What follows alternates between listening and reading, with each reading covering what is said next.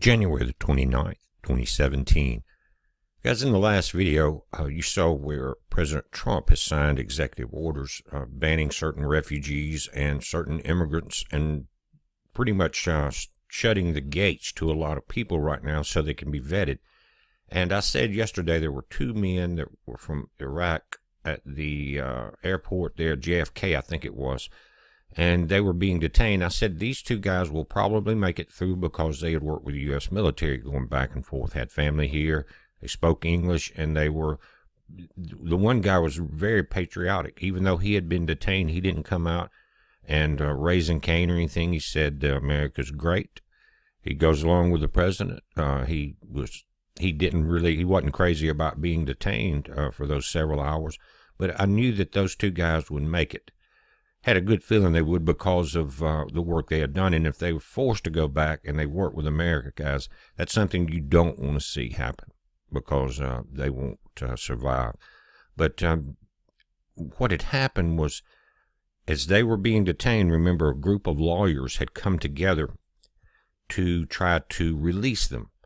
Well, they got a judge that was appointed by Obama, I think up in on the East Coast there, and pushed in by Chuck Schumer, one of the most disgusting Democrats I've ever seen in my life, to be honest with you. This judge put forth an order to halt the ban. Well, they're ignoring that. The mainstream ran with that, saying it's a temporary thing. No, it's not. The Trump administration has come out this morning saying they're going forward with their plan. Some people will be released, just like they said. And that is the game. We said this before. It's not going to be the way it was in the past, where you have people like the guy from Ohio, John Kasich, that was running for president. Guys, he put 55,000 refugees into one city there. And people in the city are saying they can't even get housing, jobs, or anything else. That's the kind of people that were running this country. So what's happened now with the groups that are coming in with the lawyers, ACLU, and the different groups there, they're all, you can trace each one of the ones that went into the lawsuit yesterday back to George Soros. And I was waiting for this to come to a head between him and Trump. But it's saying immigration lawyers from groups financed by billionaire George Soros, a champion of open border policies, were signatories to a lawsuit filed Saturday to block President Donald Trump's executive order halting visas for 90 days for immigrants and non-immigrants from Syria, Somalia, Sudan, Libya, Yemen, Iran, and Iraq. Now, if you remember, the executive order also suspended the entry of all refugees for 120 days, indefinitely blocked Syrian refugees from entering, and lowers the ceiling to 50,000 for refugees allowed to enter the U.S. during 2017. It says that the two guys that were detained yesterday that worked with American troops, they kind of started the ball rolling as far as the lawsuits. They didn't do it, but the ACLU and people like that jumped in on it. But it was filed by, listen to this, the International Refugee Assistance Project, the National Immigration Law Center, the American Civil Liberties, ACLU, Jerome and Frank Legal Services, and the International Refugee Assistance Project, formerly the Iraqi Refugee Assistance Project, at the Urban Justice Center. Each one are funded by George Soros. He loves open borders because he knows it will destroy society. It will bring in chaos, and they think they can create order out of chaos. That's his plan, and that's why we elected our president, Donald Trump. It says the ACLU is massively funded by Soros' Open Society Foundation, including a $50 million grant. The National Immigration Law Center has received numerous Open Society grants earmarked for general support. The Urban Justice Center is also a recipient of an Open Society grant. Taran Hagassi, Executive Director of the Center of International Refugee Assistance Project, which is listed on the Trump lawsuit, currently serves on the advisory board of the International Migration Initiative of George Soros Open Society Foundations.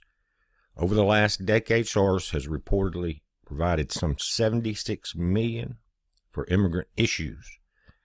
The New York Times has credited the immigrants' rights groups financed by Soros and a handful of other donors for influencing President Obama's immigration policy. And he did, guys. He wrote a letter to Obama, and Obama doubled the amount of refugees that were allowed to enter after reading the letter from Soros. Now, we're seeing a showdown not only on that front, but CAR or CARE, whatever you want to call them, the CAIR. Now they're at the airports creating a lot of trouble. Now I'm going to link to the articles. I just want to kind of touch on a couple of things here. It says terror-tied group CARE, or CAR, causing chaos, promoting protest and lawsuits as Trump protects nation. Think about this now. CAIR or CARE has been designated a terrorist organization by Saudi Arabia and a couple other folks, and they're part of the Muslim Brotherhood. And so what we're seeing here, guys, is an inland battle, to put it point blank, between the Muslim Brotherhood that wants to take over the nation, almost did, and Donald Trump's administration, the American administration, our administration. CARE or CAR, whatever, the Council of American Islamic Relations, has helped launch a series of protests across the country and plans lawsuits related to President Trump's recent executive orders on immigration. Now, again, guys, you could not talk about some of these things until January the 20th, not on social media. It wasn't a good thing to talk about the Council on American Islamic Relationship. But I did a video, and I read from their handbook, and it was scary.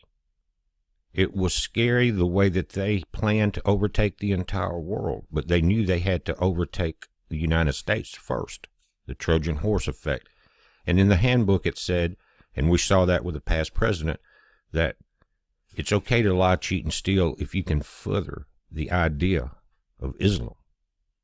You can do anything, kill, murder, it doesn't matter, in the name of Allah. It makes no sense. It makes no sense. But that's what they believe, and it's much more than that.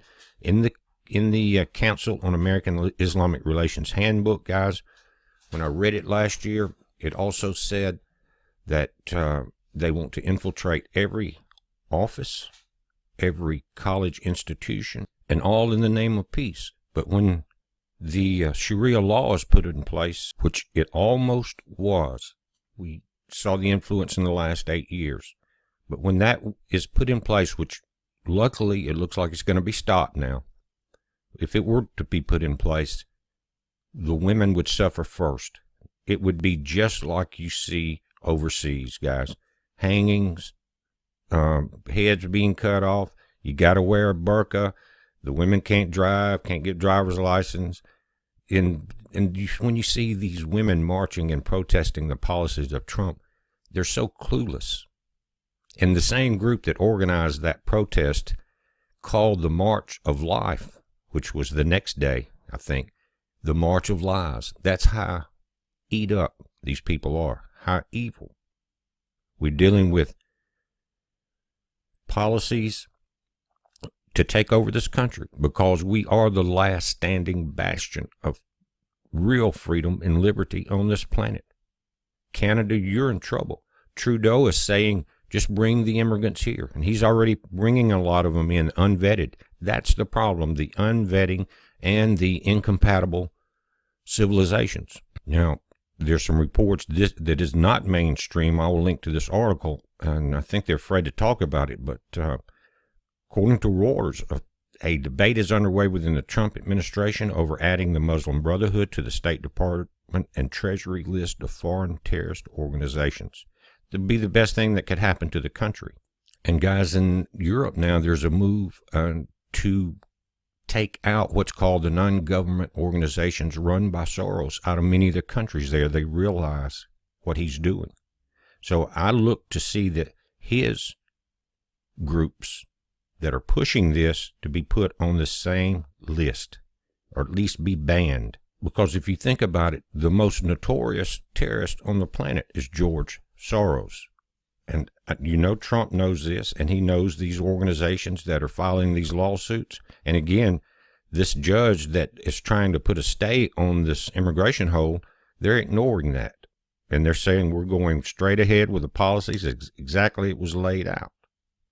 Now, a source in the Trump transition team said the effort to so designate the Muslim Brotherhood is led by the National Security Advisor Michael Flynn. The source was personally in agreement with Flynn. Guys, things are rolling very fast here. Now, we're going to watch it throughout the day, and tonight at 6 p.m. Central, on Paul Begley's Sunday night show, I'm going to join him, and we're going to talk about these things and any updates that we've seen since this point, because, guys, this is the turning point. We got through the election, we got through the inauguration, and now the battle has really begun. It's not time to let up.